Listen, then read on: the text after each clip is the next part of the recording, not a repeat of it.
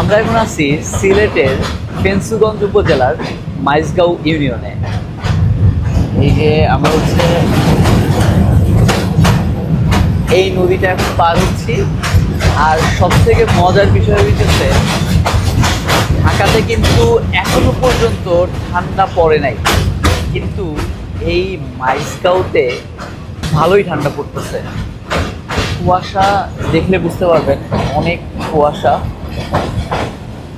আর দৃষ্টিনন্দন সৌন্দর্য দেখতে দেখতে উপভোগ করতে করতে আমরা চলে যাচ্ছি সিলেটে। তো ভালোই লাগতেছে ট্রেন জার্নি লাইফে খুব কম করছি, তবে এনজয় করতেছি, কারণ ট্রেন জার্নি করলে অনেক সৌন্দর্য দেখা যায়। কি সুন্দর একটা মসজিদ, মাশাআল্লাহ।